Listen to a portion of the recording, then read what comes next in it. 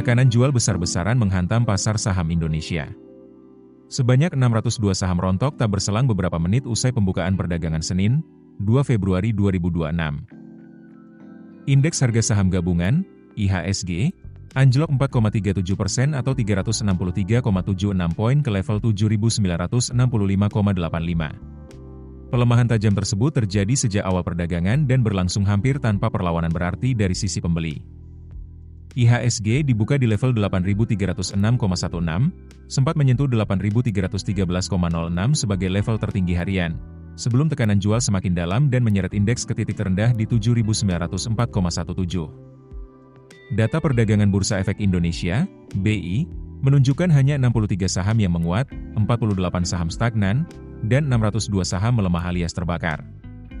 Untuk volume perdagangan mencapai 15,61 miliar saham dengan nilai transaksi menembus 8,73 triliun rupiah, serta frekuensi transaksi mencapai 900.312 kali. Kapitalisasi pasar Bursa Efek Indonesia ikut tergerus menjadi sekitar 14.351 triliun rupiah, sejalan dengan amblasnya IHSG. Hari ini Otoritas Jasa Keuangan, OJK, dan BI dijadwalkan menggelar pertemuan dengan Morgan Stanley Capital International, MSCI, pada Senin, 2 Februari 2026, sore. Pertemuan ini menjadi bagian dari komunikasi lanjutan terkait sejumlah isu pasar modal Indonesia yang menjadi perhatian penyedia indeks global tersebut. Anggota Dewan Komisioner OJK yang menggantikan Kepala Eksekutif Pengawas Pasar Modal, Keuangan Derivatif, dan Bursa Karbon, Hasan Fauzi, menyampaikan bahwa agenda pertemuan direncanakan berlangsung pada Senin sore hari. Pertemuan dengan MSCI akan difokuskan pada penyampaian kesiapan OJK dan Self-Regulatory Organization, SRO, termasuk rencana implementasi atas berbagai hal yang selama ini menjadi perhatian indeks provider global.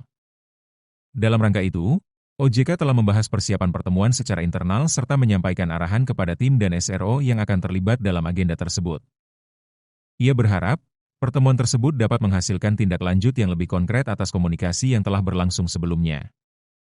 Untuk diketahui MSCI menjadi sentimen IHSG karena kebijakan dan penilaian lembaga penyedia indeks global tersebut berpengaruh langsung terhadap aliran dana investor institusi asing ke pasar saham Indonesia. MSCI kerap dijadikan acuan utama oleh manajer investasi global dalam menentukan alokasi portofolio.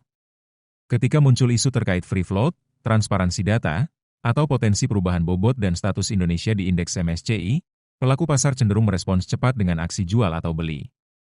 Download aplikasi Kontan sekarang di App Store atau Play Store.